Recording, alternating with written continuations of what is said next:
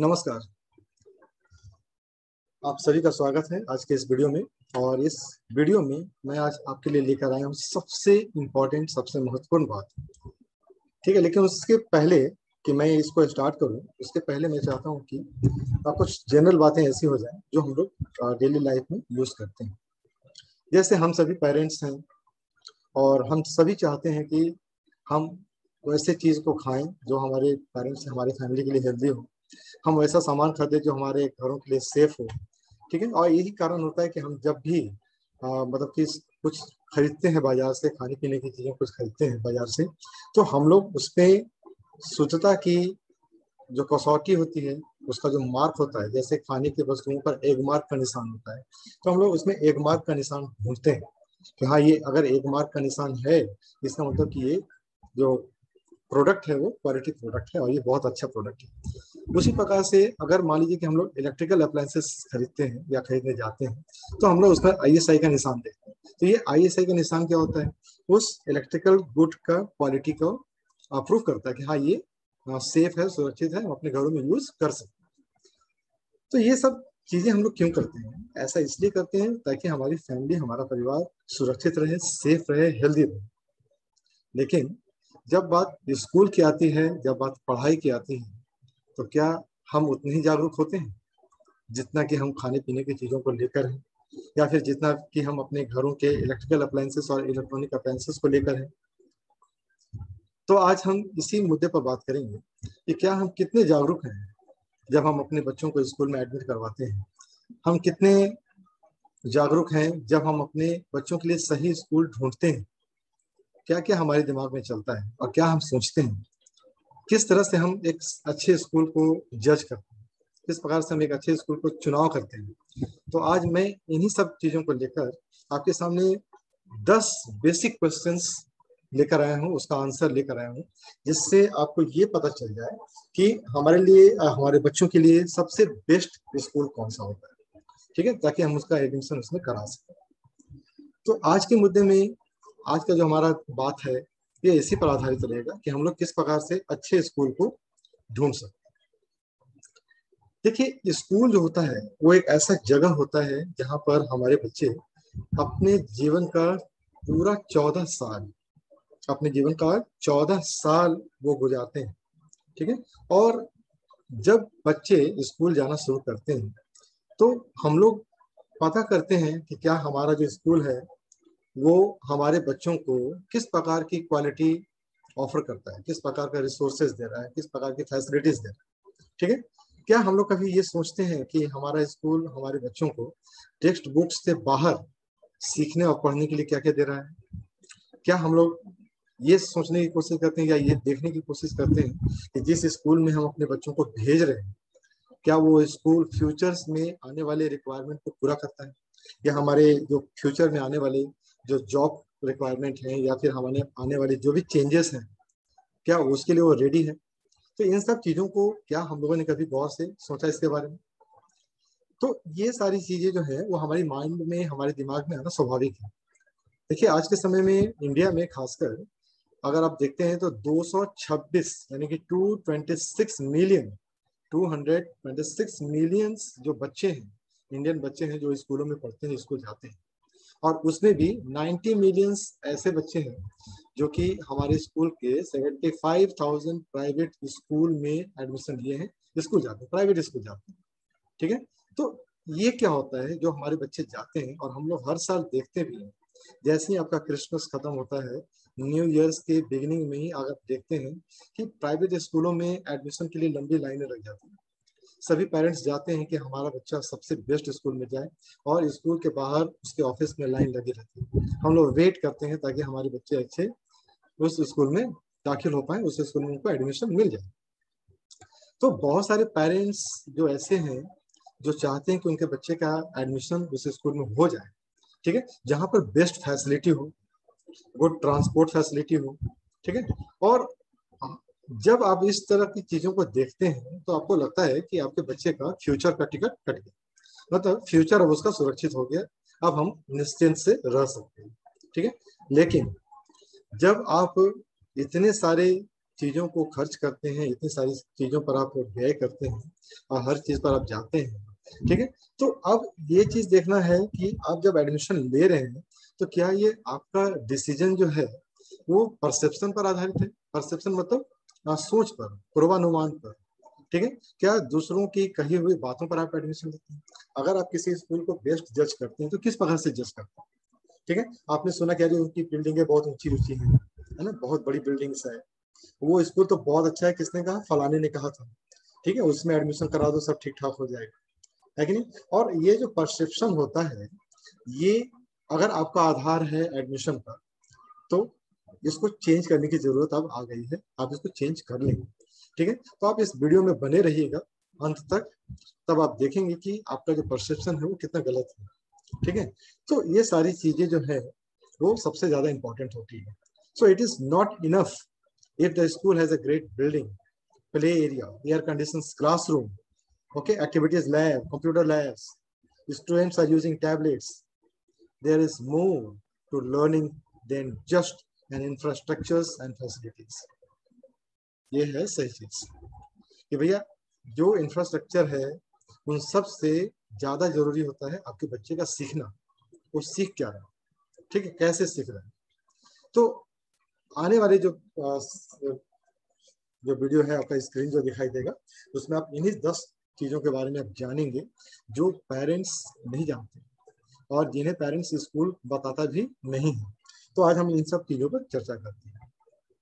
तो जो पहला जो बात आता है हमारे ध्यान में, सबसे पहली बात क्या होती है, how futures ready is the school. सबसे पहला तो ये हमें पता करना चाहिए कि हमारा जो बच्चे का स्कूल है वो भविष्य के लिए क्या तैयारी कर रहा है, किस प्रकार से वो फ्यूचर में हमारे बच्चों को तैयार करेगा, ठीक है।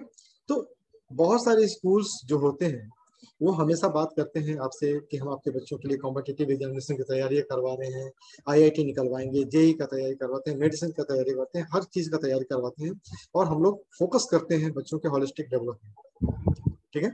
लेकिन सच्चाई क्या है, no one knows what the futures hold. भविष्य में क्या होगा, किस प्रकार का कोर्स राइज करेगा, किस प्रकार की डिमांड होगी, कोई नहीं जानता। तो अब जब आपका बच्चा पूरे 14 साल तक उस स्कूल में है, ठीक है, तब तक तो पूरी दुनिया बदल जाएगी। 14 साल बहुत लंबा समय होता है, उस वक्त तो पूरी दुनिया बदल जाती है, ठीक है।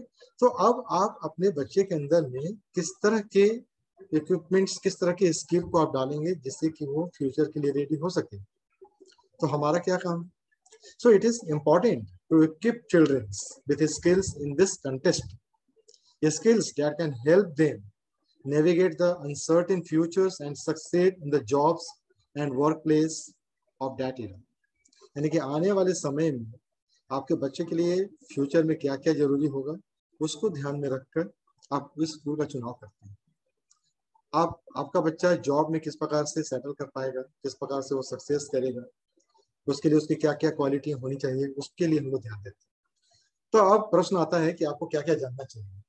तो सबसे पहला क्या है, ask the school how they will teach your child to adapt to uncertainty and change। Crucially, are children's learning how to learn। तो सबसे पहले आप ये पूछिए कि आप हमारे बच्चों को किस प्रकार से टीच करते हैं ताकि वो आने वाले अनसर्टेन चेंजेस जो हैं, जो प्रॉब्लम्स हैं, उसको फेस कर सके, ठीक है। उसके लिए आप बच्चों को क्या सिखाते हैं, कैसे सीखेगा, पहला। दूसरा, are they being taught to work successfully in a group and think critically to solve problems।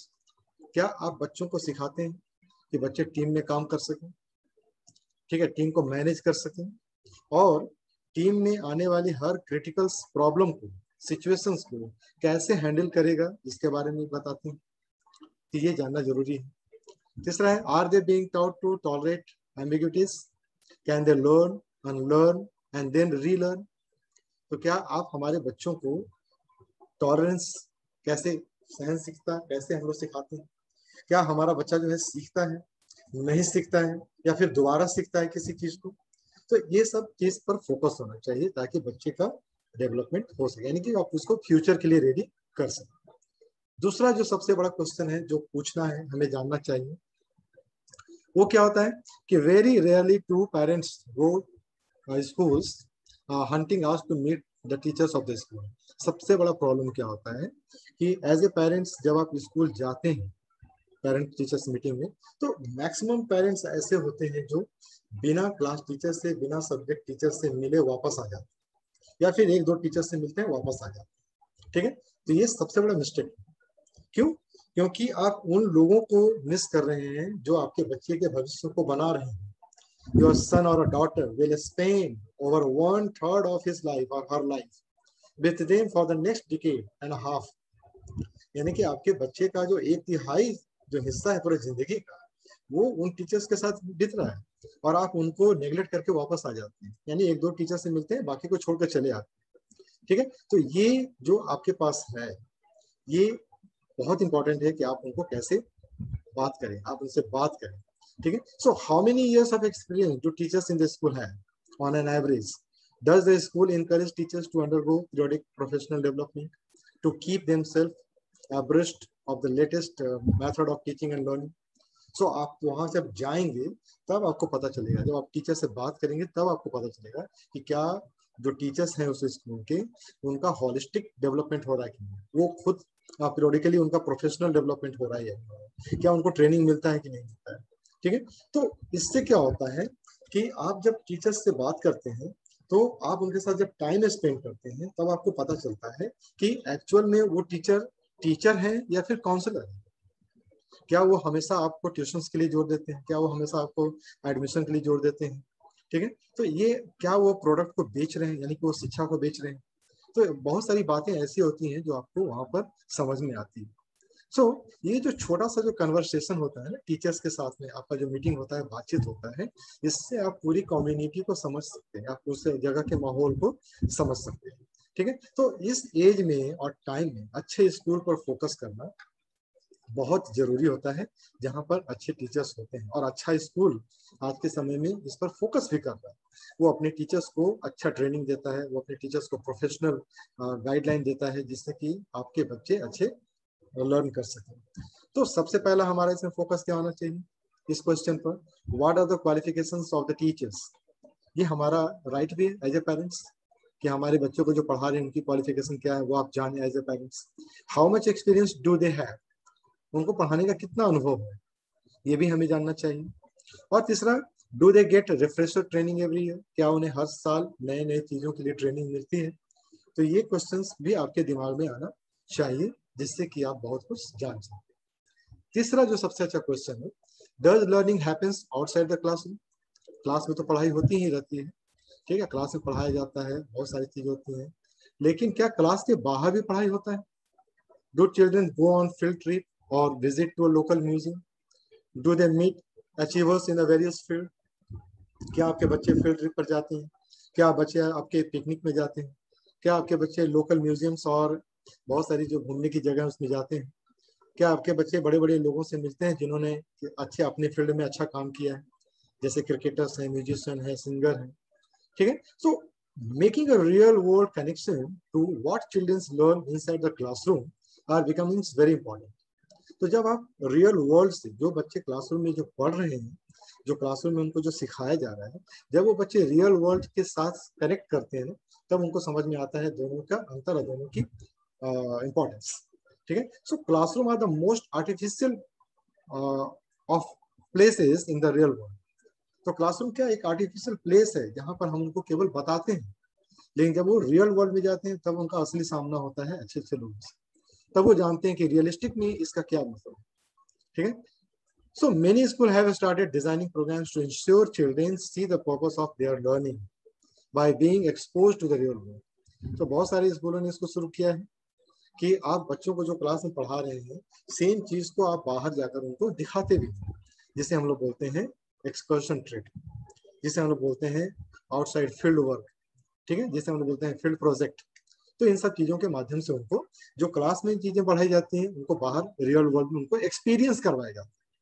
तो इस जगह पर आपको क्या जानना चाहिए, what is the breakup of learning with in the classroom and outside.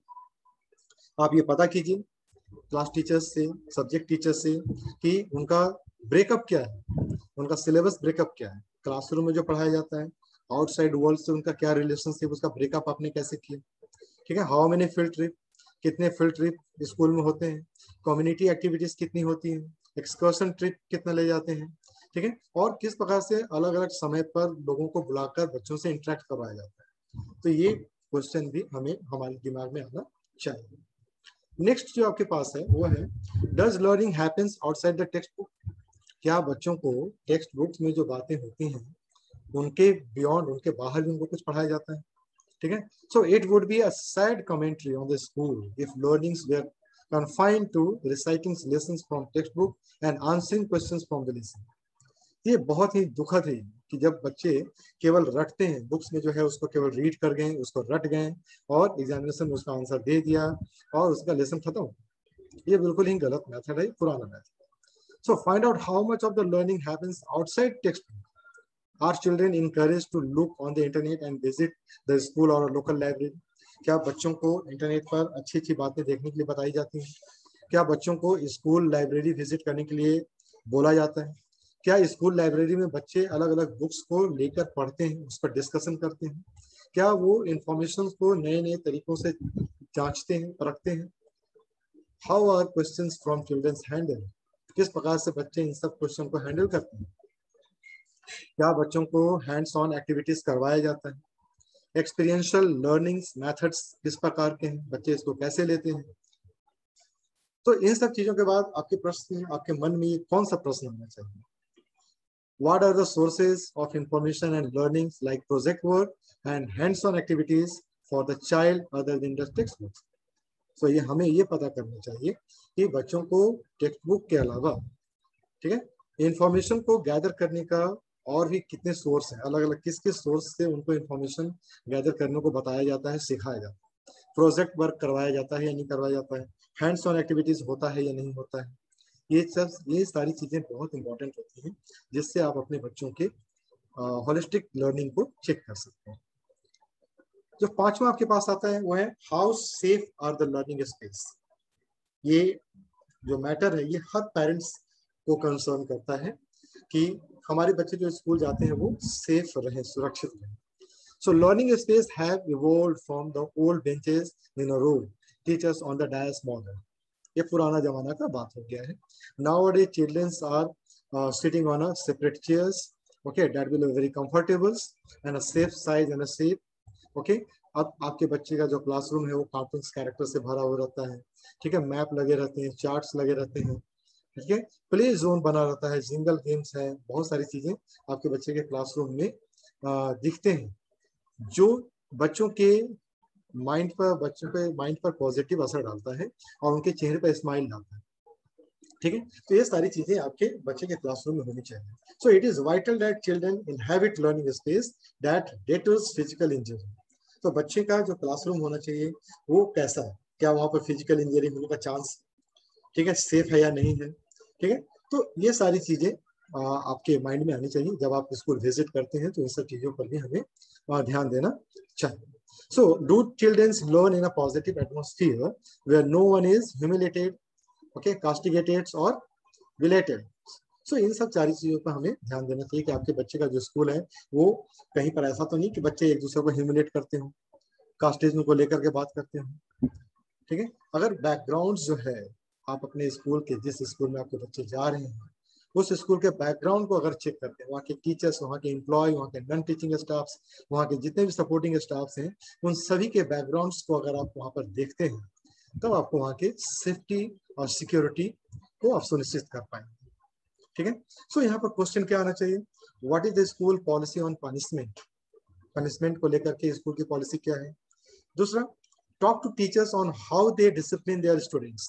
वो अपने बच्चों के डिसिप्लिन को कैसे कंट्रोल करते हैं, कैसे उसको डिसिप्लिन कर पाते हैं, और बच्चों के जो ट्रबल्स होते हैं, उनके जो प्रॉब्लम्स हैं, उनकी जो समस्याएं हैं, उनको कैसे सॉल्व करते हैं, ठीक है। ये जानकारी भी हमें होनी चाहिए। What is the school systems of surveillance?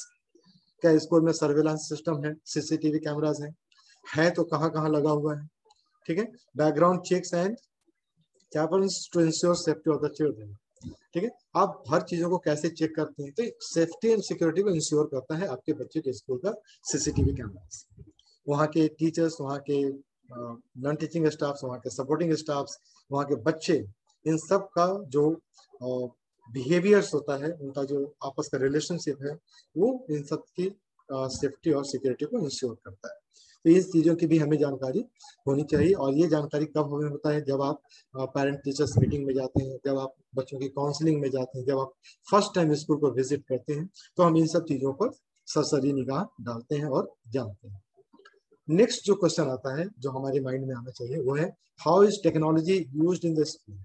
अब जब बात हमारी सेफ्टी सिक्योरिटी और बहुत सारी चीजें हो चुकी हैं, तब आता है कि आपके बच्चे के स्कूल में टेक्नोलॉजी को किस प्रकार से यूज किया जा रहा है। क्यों? क्योंकि आज के समय का टेक्नोलॉजी सबसे बड़ा फैक्टर है। सो सभी स्कूलों में लगभग कंप्यूटर लैब तो बन चुके हैं, लेकिन आप देखेंगे कि कंप्यूटर लैब के साथ साथ क्लासरूम में भी डिजिटल डिवाइसेस लग चुका है, आईसीटी ऐड लग चुका है, स्मार्ट क्लासेस लग चुके हैं। ठीक है, in this classroom teachers are variety of digital aids. उनके पास, टीचर्स के पास बहुत सारे साधन होते हैं पढ़ाने के। इमेजेस को पढ़ा सकते हैं, वीडियो के साथ पढ़ा सकते हैं, पीपीटी प्रेजेंटेशन दे सकते हैं, ठीक है, ऑगमेंटेड रियलिटी के थ्रू पढ़ा सकते हैं।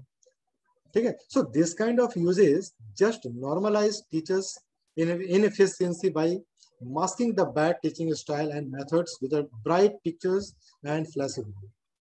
Yes. So how are children using this tech?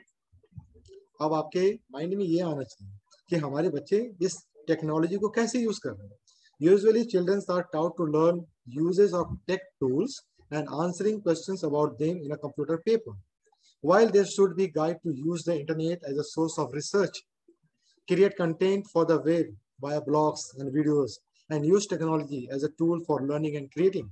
तो क्या बच्चों को केवल बताया जाता है या फिर उनसे करवाया भी जाता है? ठीक है, सो आज के समय में इंटरनेट एक बहुत बड़ा सोर्स है इंफॉर्मेशन का, रिसर्च करने का, जहां बच्चों को रिसर्च करने के लिए दिया जा सकता है, जहां बच्चे अपना खुद का ब्लॉग बना सकते हैं, वीडियोस बना सकते हैं, और उस टेक्नोलॉजी को यूज कर सकते हैं अपने learning and creating their on creativities. Okay, so इन सब चीजों को कर सकते हैं। So are childrens being exposed to application of technology as opposed to just being taught features and functions. तो क्या केवल उन्हें केवल फीचर्स और फंक्शन ही बताया जाता है? क्या उसका प्रैक्टिकल इस्तेमाल करने के लिए उनको दिया जाता है या नहीं दिया जाता है? ठीक है, तो आज के समय में ये कैरियर पर बहुत ज्यादा असर डालता है। अगर आपके बच्चे शुरुआत से ही टेक्नोलॉजी को यूज कर रहे हैं, तो आगे चलकर 21st सेंचुरी जो एजुकेशन सिस्टम है उसमें ये बहुत ज्यादा हेल्प करता है आपके बच्चों को।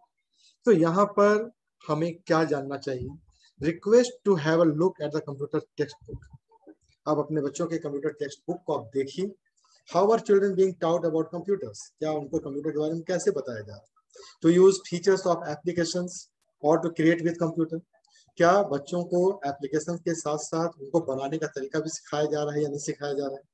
तो आज के समय में जनरली हमारे सीबीएसई के कोर्स कुरिकुलम में भी आ चुका है कि आप बच्चों को कोडिंग क्लासेस और डेटा साइंस और आर्टिफिशियल इंटेलिजेंस के बारे में भी आप एजुकेशन दें। और ये क्लास 6 ऑनवर्ड चालू हो चुका है सीबीएसई स्कूल में, और लगभग बहुत सारे स्कूल इसको अडॉप्ट भी कर चुके हैं। सेवेंथ जो क्वेश्चन आता है, सातवां जो क्वेश्चन, वो है हाउ आर चिल्ड्रन असिस्ट। सब कुछ हो रहा है, ओके, टेक्स्ट बुक से पढ़ाई हो रही है, बच्चे सीख भी रहे हैं, अलग अलग सब्जेक्ट पढ़ रहे हैं, लेकिन how are they assist for what they are learning. हमारे बच्चे क्या सीख रहे हैं, उसका असेसमेंट कैसे होगा? कैसे पता चलेगा कि बच्चे हमारे सीख रहे हैं और क्या सीख रहे हैं? Do assessment consist of observation, interviews, journals and anecdotes beyond the usual batter of pen and paper test? तो क्या पेन एंड पेपर टेस्ट के अलावा भी आप हमारे बच्चों को किस प्रकार से असेस करते हैं? हमारा बच्चा क्या सीखा है, उसका ऑब्जर्वेशन आप कैसे करते हैं? क्या आपने कभी बच्चों का इंटरव्यू कंडक्ट करा है, क्वेश्चन आंसर सेशन हुआ? क्या बच्चे हमारे जर्नल्स लिखते हैं? क्या हमारे बच्चे केवल पेन एंड पेपर को टेस्ट के लिए रखते हैं या फिर हम लोग पेन एंड पेपर से टेस्ट लेते भी हैं? पेन एंड पेपर टेस्ट लेते हैं तो उनका क्या रिजल्ट आता है? So our guideline for assessment is still met in mark for different subject sales.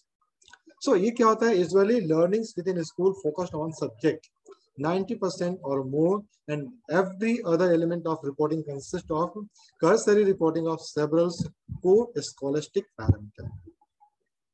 School में जो प्राय जो लर्निंग होता है ना, उसका मेन फोकस होता है केवल सब्जेक्ट पर। सो 90% फोकस केवल सब्जेक्ट पर होता है, बस केवल सब्जेक्ट पढ़ना है, उसके अलावा नहीं पढ़ना है।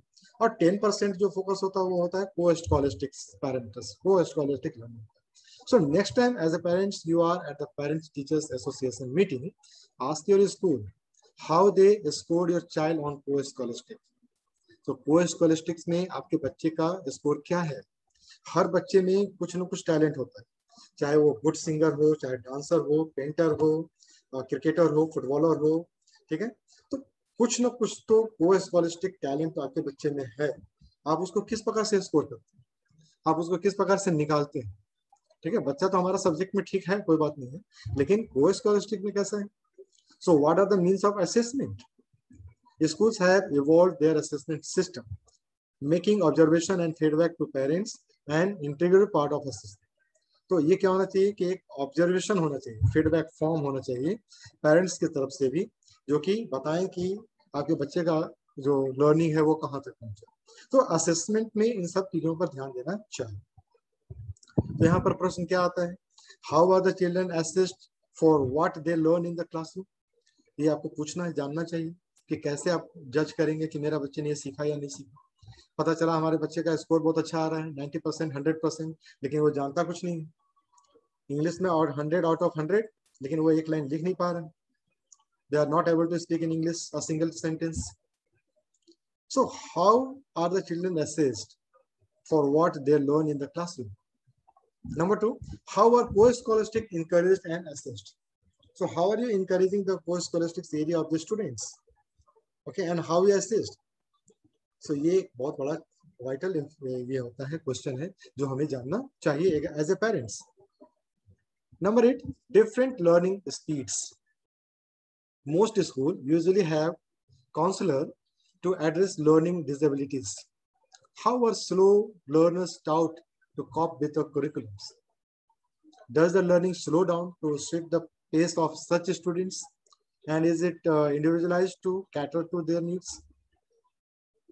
ऐसा भी होता है कि बहुत सारे बच्चे ऐसे होते हैं जो थोड़ा सा स्लो चलते हैं, ठीक है। तो जो स्लो लर्नर बच्चे हैं उनके लिए आप किस प्रकार का कुरिकुलम डिजाइन करते हैं, ठीक है। अगर जो स्लो लर्नर बच्चे जो पीछे छूट जाते हैं, आप उनको किस प्रकार से सपोर्ट करते हैं ताकि वो आगे जा सकें, पैरेलल हो पाए। On the flip side, how does the school cater to gifted children? Some students are gifted children, okay, they need a special attention. How are gifted children identified, engaged and assessed? आप उनके लिए क्या व्यवस्था करते हैं, कैसे आप उनको पहचानते हैं, उनकी लर्निंग को कैसे आप उनको एंगेज करते हैं लर्निंग प्रोसेस में, और कैसे आप उनको असिस्ट करते हैं। So all classrooms have 2 to 3 students who are learning at a faster pace than the rest of the classes.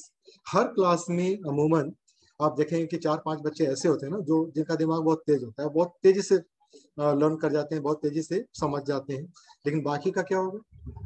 Unless such children are engaged and their needs addressed, they display problems behaviors inside and outside the class. और ऐसे बच्चे जो पीछे रह जाते हैं वो class में डिसिप्लिन प्रॉब्लम्स को जनरेट करते हैं, ठीक है, और उनका जो बिहेवियर प्रॉब्लम होता है ना वो भी दिखाई देता है।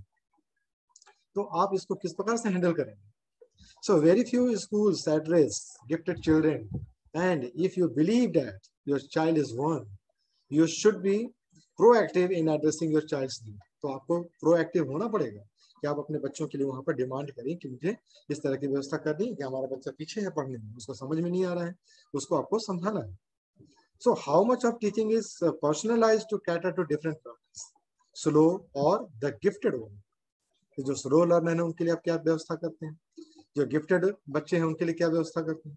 What kind of engaging learning activities exist which allow for diversity of speed and skills? So किस प्रकार से आप बच्चों को एंगेज करते हैं उस लर्निंग एक्टिविटीज में? आपके पास क्या क्या है जो बच्चों को अलाउ करता है डाइवर्सिटी ऑफ स्पीड, अलग अलग स्पीड्स और अलग अलग स्किल्स के साथ में उनको सीखने, ठीक है, अलग अलग तरीके से सीखने के लिए। तो ये भी आपको जानना चाहिए एज ए पेरेंट्स, जो हमारे देश में अधिकांश पेरेंट्स नहीं जानते हैं, इसके बारे में कभी सोचते भी नहीं। अगला जो प्रश्न है आपके पास वह है, are involvements and achievements outside academic encouraged and supported? Children who participated in tournaments and competitions outside the school, especially children who are gifted in sports or performing art, often miss the school regularly. अब देखिए बात वैसे बच्चे की हो रही है जो कि कोकुलर एक्टिविटीज में बहुत अच्छी है। अगर मान लीजिए वो डांस बहुत अच्छा करता है या फिर परफॉर्मिंग आर्ट, ड्रामा में है, सिंगिंग में है या स्पोर्ट्स में है, तो ऐसे बच्चे अक्सर उनको बाहर जाना पड़ता है स्कूल से, उनकी क्लासेस मिस होती हैं, उनकी रेगुलर क्लासेस छूट जाती हैं। ठीक है, तो while schools are willing to give them attendance credit, the children are still expected to play catch up with their peers upon their return and as the required test and examination. So this can be demoralizing for a child excelling in a sports or art that has to always play catch-ups and rarely manage to. Okay, so can the schools individualize academics for such types of students so that their calendar is not as full as a child who attended school regularly? तो ऐसे बच्चों के लिए school क्या करती है? ठीक है, तो डिफरेंशिएटेड इंस्ट्रक्शंस दोनों के लिए वहां पर आता है, अलग अलग इंस्ट्रक्शंस आता है। तो यहाँ पर हमें जानना क्या चाहिए, if my child takes part in activities outside the school regularly, how does the school tailor academic for him or her? तो जब अगर हमारा बच्चा स्पोर्ट्स में जाता है, हमारा बच्चा डांस में जाता है, म्यूजिक में जाता है, तो क्या स्कूल हमारे बच्चे के लिए अलग से कुछ व्यवस्था करेगी ताकि हमारे बच्चे का जो एकेडमिक जो छूट रहा है वो उसका कवर हो जाए? तो ये सब बहुत ही इंपॉर्टेंट बातें हैं जो हमें माइंड में रखनी चाहिए। और जो 10वां क्वेश्चन आता है वो है what is the value system of the school? सबसे इंपॉर्टेंट, सबसे महत्वपूर्ण वैल्यू सिस्टम आज के जमाने में। So many schools incorporate orphanage visit और कम्युनिटी ड्राइव्स और वीकली वैल्यू एजुकेशन और moral science to help children imbibe a good value system. तो बहुत सारे स्कूल होते हैं ना, वो आज के समय में अपने बच्चों को ऑर्फनेज ले जाते हैं, ठीक है, कम्युनिटी विजिट करवाते हैं सप्ताह में 1 बार 2 बार, इस तरह से, जिससे उनके अंदर में good quality value systems develop कर सकें। तो value must be practised day in and day out with in the school. बच्चों के स्कूल में जिस स्कूल में आपके बच्चे पढ़ते हैं उस स्कूल में वैल्यू को हमेशा प्रैक्टिस में लाना चाहिए, चाहे स्कूल के मैनेजमेंट हो, चाहे प्रिंसिपल हो, चाहे टीचर्स हो, चाहे बच्चे हो, ठीक है, उन सभी में वैल्यू जो होता है वो आपस में शेयर होना चाहिए, वैल्यू एजुकेशन ट्रांसफर होना चाहिए। ठीक है, अदर वो आपके स्कूल के नॉन टीचिंग स्टाफ हो, सपोर्टिंग स्टाफ हो, सबके अंदर, unless value education is driven in a well structured program in a consistent manner, values will not become integral to the characters of the student. तो जब तक ये value education हमारे culture में नहीं आएगा, हमारे डे टू डे लाइफ के एक्टिविटीज में नहीं आएगा, ये हमारे बच्चों के अंदर नहीं जा सकता है, बच्चों के जीवन का एक हिस्सा नहीं बन पाएगा। ठीक है, सो जैसा कि हम लोग जान रहे हैं ना कि आज के समय में हम लोग मैक्सिमम लोग एक न्यूक्लियर फैमिली में रहते हैं, ठीक है, जहां पर वो मिस करते हैं अपने ग्रैंड पेरेंट्स को। तो जो शिक्षा बच्चों को घर पर ग्रैंड पेरेंट्स से मिलता था, अब वही शिक्षा जो है हमें स्कूलों के थ्रू मिलनी चाहिए। स्कूल में जो हमारे टीचर्स हैं, मैनेजमेंट है, नॉन टीचिंग स्टाफ्स हैं, सपोर्टिंग स्टाफ्स हैं, उन सब के थ्रू वो मॉरल एजुकेशन, वो शिक्षा जो है हमारे बच्चों में आना चाहिए। ठीक है, so some preparations beforehand and due diligence with the admissions counselor can go a long way in ensuring the school is the best fit for your child. ठीक है, so children will inhabit a world that we all know nothing about. The best we can do is to ensure they are ready to take on whatever comes their way. तो इससे क्या होता है कि आने वाले समय में दुनिया में बच्चे जो हमारे होते हैं वो इंश्योर हो जाते हैं, वो रेडी हो जाते हैं हर उन चीजों को सामना करने के लिए जो उनके रास्ते में आएगा। तो यहाँ पर हमें ये इंश्योर करना चाहिए कि how values such as kindness, politeness and giving are practised as school. तो हमें ये पता करना चाहिए कि क्या हमारे जो बच्चों का जो स्कूल है उस स्कूल में काइंडनेस को, पोलाइटनेस को किस प्रकार से प्रैक्टिस में लाया जाता है, क्या बच्चे इन सब चीजों को फॉलो करते हैं? Are children encourage to help those who need it? क्या बच्चों को ये समझाया जाता है, ये बताया जाता है कि आप हमेशा उनकी मदद करें जिनको मदद की जरूरत है? ठीक है, are children taught the value you as a parents deem importance? क्या बच्चों को उन वैल्यू को बताया जाता है, ठीक है, जैसा कि आप समझते हैं कि वो आपके लिए इम्पोर्टेंट है? सो इन सब चीजों पर हमें फोकस करना चाहिए। तो ये 10 ऐसे बेसिक क्वेश्चंस हैं जो हर पेरेंट्स को जानना भी चाहिए और हर पेरेंट्स को पूछना चाहिए, ताकि आप अपने बच्चों को सुनिश्चित कर सकें कि एक सबसे अच्छे स्कूल में जहां आपके बच्चे का ओवरऑल होलिस्टिक डेवलपमेंट हो पाएगा। आप ऐसे स्कूल में आप अपने बच्चे को डाल रहे हैं, ये आप सुनिश्चित कर पाएंगे। ठीक है, तभी आप निश्चिंत हो पाएंगे कि आपके बच्चे का भविष्य जो है, आपके बच्चे का जो फ्यूचर है, करियर है, वो एक बिल्कुल ही सुरक्षित हाथों में, एक बिल्कुल ही सुरक्षित जगह पर, बिल्कुल ही सुरक्षित प्लेस पर चला गया है और उन टीचर्स के भरोसे आप निश्चिंत हो सकते हैं। तो ये बेसिक क्वेश्चन था जो मैक्सिमम पेरेंट्स मिस करते हैं इन सब चीजों को और उसे भूल जाते हैं। तो सबसे बड़ी बात यह आती है कि पेरेंट्स को डरने की जरूरत नहीं है। स्कूल के साथ एक कोऑर्डिनेशन बनाएं, उनके साथ एक बॉन्डिंग बनाएं, टीचर्स के साथ आप एक इंटरेक्शन करें, आप अपने बच्चों की बॉन्डिंग को समझें। क्यों? क्योंकि आपके बच्चे हैं और आपके बच्चों के साथ वो टीचर्स जो आपके बच्चे के लाइफ का 1/3 हिस्सा उनके साथ बीत रहा है, तो उनके साथ आपका भी एक रिलेशनशिप अच्छा होना चाहिए। और इसमें कोई संकोच की बात नहीं है। ये सभी क्वेश्चन जो है, सभी प्रश्न बहुत ही कॉमन है जिसके बारे में आपको जानना चाहिए। तो आज की वीडियोस में हम लोगों ने फोकस किया हमने बेसिक इसी पर, जो कि बहुत ही मिसिंग था। बहुत सारे पेरेंट्स इसको नहीं जानते हैं और इनको जानना चाहिए। तो आज के वीडियो में बस इतना ही और हम लोग फिर अगले वीडियो में मिलेंगे। और हमारा जो अगला वीडियो का जो टॉपिक होगा वो होगा affiliated, recognised and accredited schools में क्या अंतर है। अगर आप जिस स्कूल में आपके बच्चे पढ़ रहे हैं वो अगर वो एफिलिएटेड है तो उसका क्या मतलब होता है, रिकॉग्नाइज्ड है तो उसका क्या मतलब होता है, और एक्रेडिटेड है तो उसका क्या मतलब होता है, इसके बारे में हम लोग जानेंगे अपने नेक्स्ट वीडियो में। तब तक के लिए जय हिंद।